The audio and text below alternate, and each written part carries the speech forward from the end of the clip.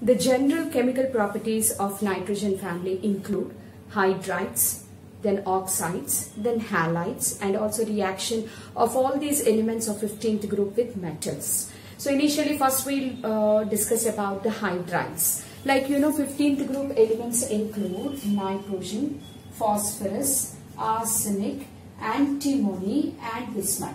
And all these, they react with hydrogen to form hydrides. Like you have ammonia, that is NH3, phosphine, you have PH3, arsenic hydride, AsH3, antimony hydride and bismuth hydride. These are all the hydrides which are obtained with the 15th group elements, and these 15th group elements all are like they are basic in nature. Why they are basic in nature? There is a lone pair of electron on the central atom of all these hydrides, and these lone pairs, because of the lone pair, these all act as a Lewis bases. So they are all Lewis bases. Okay, but the basic character, as you know, like the basic character decreases from top to bottom. Ammonia is more basic when compared to phosphine. That can be explained in this way. Here if you consider NH3, nitrogen is possessing a lone pair of electron. In the same way, phosphine also, PH3 possesses a lone pair of electron, but the lone pair of electron is in the third shell. In nitrogen, the lone pair, or let me say that valence electrons are present in the second shell, but in phosphorus in the third shell. So the lone pair of electrons are a little bit far away from phosphorus when compared to nitrogen.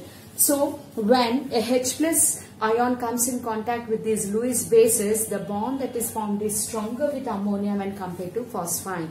That is, the donation of the lone pair of electron is very high with nitrogen when compared to phosphorus. As you go down in this 15th group, the basic character decreases, or let me say basicity decreases.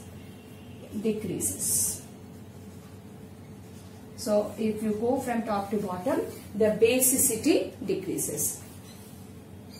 Okay. Now, the next one is the reducing character. We talk about the reducing character. The capability or ability of giving away or donating hydrogens is called the reducing character. Coming to the reducing character in the hydrides of 15th group increases when you go from top to bottom. That is, if you consider ammonia is like this, like N is having 3 bonds with hydrogen, and here the lone pair.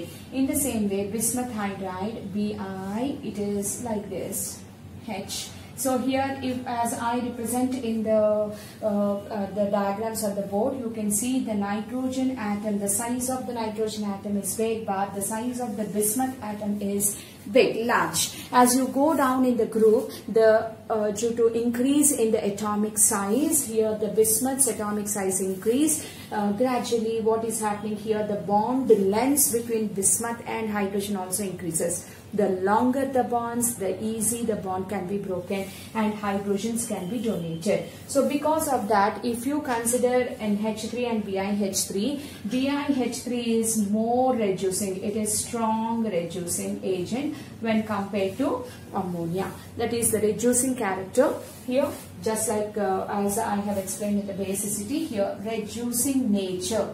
Reducing nature, as you go down, it increases. It increases due to the increase in the atomic size. This is all about the hydrides, right? Then I'm talking about oxides now.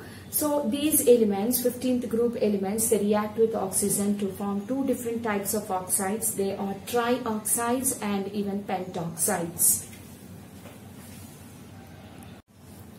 So here, if you want to know about oxides of 15th group element, 15th group elements like nitrogen, phosphorus, arsenic, antimony and bismuth, there are different types of elements. Nitrogen and phosphorus being non-metals, they give acidic oxides. And then after that, arsenic and antimony being metalloids, they give amphoteric oxides. And then coming to bismuth, bismuth is predominantly basic in nature. The oxides of bismuth are predominantly basic. And also there are 2 types of oxides of E2O3 and E2O5. When the oxidation state is +3, you will be getting an oxide like E2O3 with formula. and with +5 they are E2O5. And you know that always oxidation state is directly proportional to acidity. So the oxides with +5 oxidation state are more acidic in nature. That you have to remember. Right? And as I told you, nitrogen and phosphorus, they are giving acidic oxides, and arsenic and antimony, they are amphoteric oxides, amphoteric in nature. The oxides of arsenic and antimony are amphoteric in nature, and finally bismuth are basic in nature. This is all about oxides, and remember the acidity depends upon the higher oxidation state of that element. If nitrogen and phosphorus are with +5 oxidation state, they are more acidic when compared to the acids wherein the nitrogen or phosphorus is in +3 oxidation state, right? Next, coming to the reaction with halogens, these elements, which are 15th group elements, they react with halogens to form halides. Just like oxides, here also there are two different types of halides, like they are trihalides as well as pentahalides. So you can have a general formula of trihalide as EX3 and pentahalide EX5. Usually, you know, with +5 oxidation state, the halides are mostly covalent in nature. Even in EX3, that is +3, all halides are covalent in nature except BiF3, which is ionic in nature. So here you have to remember one thing, that all these halides are usually covalent in nature, but nitrogen forms only trihalides but not pentahalides due to the absence of d orbitals. Yes, non-availability of d orbitals do not extend the covalency of nitrogen beyond 3. So pentahalides are not possible with nitrogen. And generally nitrogen halides are not stable. The remaining all the other elements like phosphorus, arsenic, antimony, bismuth halides are stable. And so finally, when we are discussing about the general characteristic properties, here these elements of 15th group, they react with certain metals even to form certain binary compounds exhibiting -3 as their oxidation state.